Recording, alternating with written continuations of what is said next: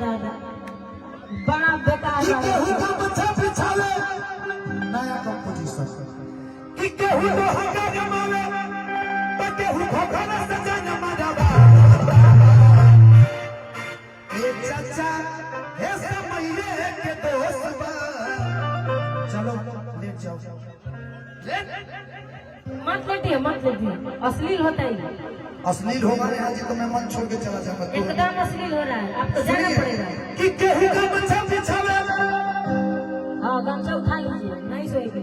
केहू को हका जमावे मुड़ी नीचे करो मुड़ी अरे ऐसे हो खबर पकड़ी ऐसे हो तो केहू खोखला सजा जमावा ए चाचा हे समये के दोस्त बा समय के दोस्त नहीं थे कि केहू भी ये के पकड़ी चरावता अब सुनिए लाइन सुनिए हाँ तो का कहो कोइल बापरा हे बुढ़िया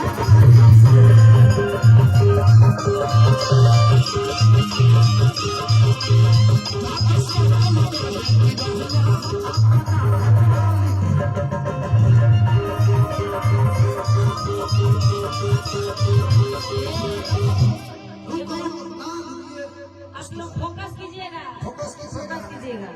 कितने लोग होते का पहले माते हो भागा तके हु पतुकी में पतुकी तके हु पतुकी में पतुकी लड़ाओ हेलो एगो माला दिलो हमरा के पहनाई इंद्रा के आई ना शर्मा जी माला के दीजिए जी माला दियो पहनाई। माला दीजिए वो पतुकी में पतुकी लड़ता माला पहनी लो हमरा। स्वागत है क्या बात है। आप ऐसे ही ढोल चटना गाते हैं हम भी गाते ये हैं सीन के लिए, इस सीन के लिए हम इनको सम्मानित किए हैं। कि ये चचा हे समये के दोस्त बा तो केहू भी को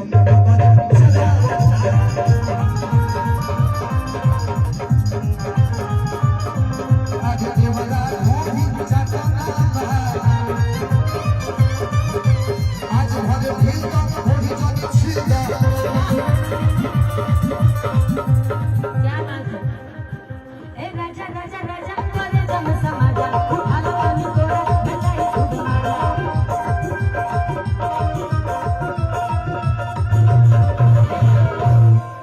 कि बहिया में फंसी किसैया ओ दैया मत जाइए, आटा लगे मत जाइए। इरो हमरा बरात में काहे रोको तनी कि बहिया में फंसी किसैया मार लो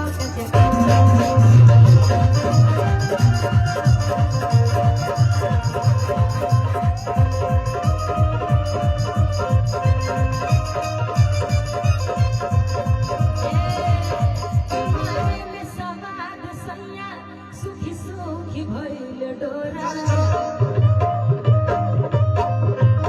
कि मारे में सवाद सैया सुखी सुखी भइल डोरा।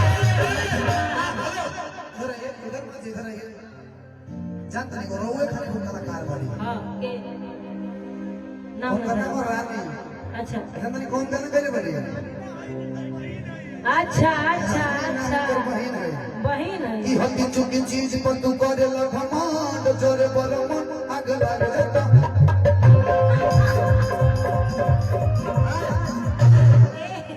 की हल्दी चुकी चीज देखिए डोंट डिस्टर्ब मी मतलब ये गाना आप गाइएगा।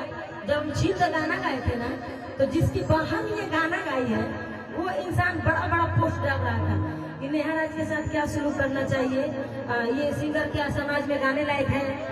बहुत हम मुंहतोड़ जवाब दिए थे, सब बहुत ज्यादा विवाद हुआ था। लेकिन आज उस इंसान को ये नहीं दिख रहा है कि ये कैसा गाना मेरी सिस्टर गाई है, उसको आज नहीं दिख रहा है। तो जब सब अपने पे बढ़ कर निर्भय भैया के माइक में दे रहा हूँ 1 मिनट के बाद वो लोग सारे लोग की हल्दी चुकी चीज पर तू करे लखमांड की हल्दी चुकी चीज पर करे लखमांड आज जरे बरमान आग लग जाता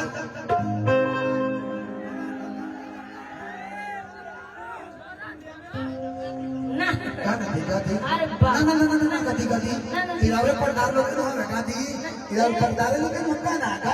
पट्टीदार हमारे को नहीं हम एक पीस गाना हमारे पटदार कोई नहीं खेल पटदारे के हो ना ना हमें ही किस नहीं पटदार हम नहीं खेल रहे जौन गए नहीं फूल पे गए नहीं हमारे लाज ना लगे लगाए में ऐसे कि उतना बोले के हिम्मत रखे जाके कहे कि नहीं ये गाना कि आज भरे भीड़ ना थोड़ी सी झील दो